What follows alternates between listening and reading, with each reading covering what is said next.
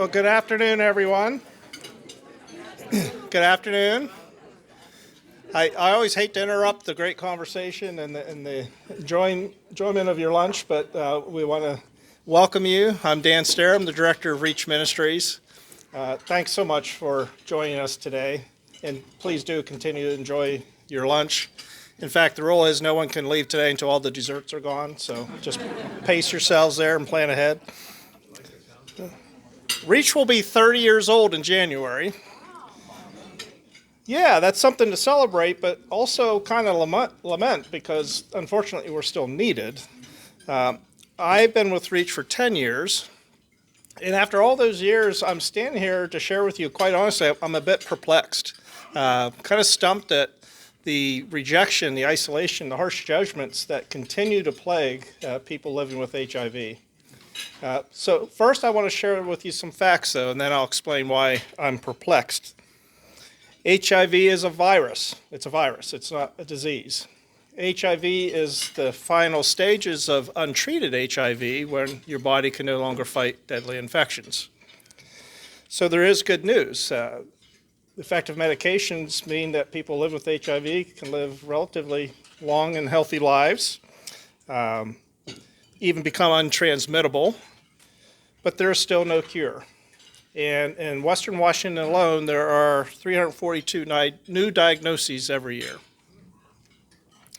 There are only 4 bodily fluids that carry HIV: blood, breast milk, and male and female sexual fluids. In the U.S., transmissions during the birth process are very rare now, and transmission through medical blood transfusions are virtually non-existent. So therefore, in the United States anyway, HIV is primarily transmitted through breastfeeding, sharing needles, doing drugs, and unprotected sex, consensual and otherwise. These routes of transmission are intimate in nature. They're not just casual contact. They're fully understood, can be effectively managed or even avoided. I just need to stress you cannot get HIV from hugs, sneezes, coughs, kisses, sweat surfaces, or even sharing your drink or food with somebody. So based on those facts, why the rejection and the malice? After a new HIV diagnosis, why do family members stop using the bathroom that you've always shared? Why does a high schooler get anonymous hateful notes left in her locker? Why does your friend from just a minute before telling him you have HIV now instantly call you gross, dirty, dangerous, monster? These things actually do happen all the time in our Reach families, even after the facts are explained. And that's why I'm perplexed. But in a way, honestly, I don't really need to understand why the stigma persists. At Reach, we accept that stigma is just a fact about HIV. So what is our response? Well, the Reach board and staff are Christians, and so we understand Jesus commands us to love others as he loves us, which is a very high bar. We're not perfect, but at Reach we choose to try and to hold each other accountable to doing our best. At Reach we believe it's just as easy to choose kindness and compassion as to choose judgment and condemnation. May we all continually and mindfully decide to love until kindness is our immediate gut-level first reaction, until we condition ourselves to make compassion as automatic as the human inclination to choose disdain and judgment. So I want to make a big ask of you. Well, I guess it's the first ask of the day because in a few minutes, Pastor Aaron's going to ask you for your support. But my ask right now is, if someone you know tells you they have HIV, in that moment, remember today. You may not remember all the facts, but in that moment, do remember that you can safely choose compassion first. And then with kind-hearted curiosity, refresh your memory about the facts later. At Reach, stigma is non-existent. People are seen for who they are, not their labels. In our judgment-free zone, Participants experience life-giving relationships without fear.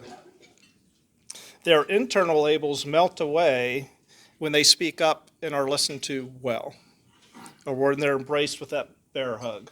Lots of hugs at Reach. Or get volunteered for a silly game through chanting of their name and get up there, go, go, go.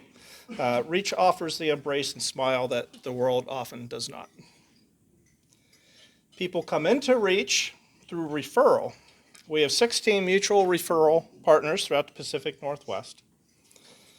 While the medical community provides treatment and seeks a cure, while support agencies provide essential services, at Reach we are laser focused on offering genuine year-round relationship. Medical providers and social workers are thrilled to refer their patients and clients to us, knowing that we will walk alongside them in the day-to-day, continually and often, in all the ways that are printed in your program. We strengthen families, and you've heard this already, our core values, with unconditional acceptance, safe community, joy, and the deep need people have for people they can trust. So now let me cast a vision for you on how you might choose to join us in this work. We serve the whole Pacific Northwest region, and in fact, through online methods like online support groups, we actually have a national reach. Let me bring it closer to home, though. One of our sponsors today is Community Healthcare. Community Healthcare provides the highest quality medical, dental, mental health care to anyone in Tacoma Pierce County, regardless of their ability to pay. They have an HIV clinic. Their patient load at the HIV clinic is 650. So that's 650 people just here in Tacoma Pierce County at that one clinic living with HIV. The clinic staff and our other regional referral partners are actively referring many of their patients to Reach. We've been very busy lately. Thanks to our current Circle of Hope Society donors and others who support us, and many of you are here, thank you.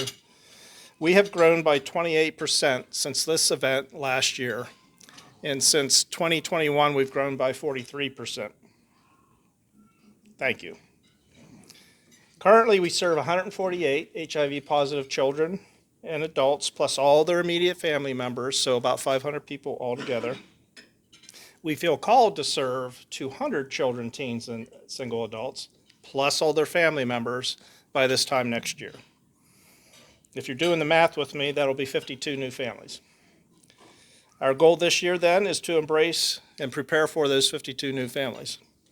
The math is actually very simple. It takes $1,500 per HIV-positive participant to provide the ever-present year-round touch points that I've described to you.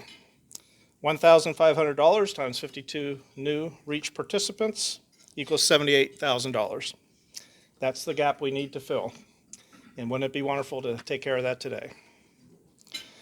Also, please consider this. When people join Reach, they need us long-term because the stigma is persistent. They stay with us for years. And that is why we ask you, when considering how you might like to support Reach, that you consider pledging that amount every year for 5 years. We pray for a cure to HIV. Until then, many more people need Reach because of depression, anxiety, rejection. And because of their need for confidentiality, most people in Reach could not even consider speaking to you and being recognized. However, Sammy and Kevin are here with us. They've been strengthened by Reach for many years and feel safe sharing their family's stories with us. And now I'd like to introduce you to Sammy.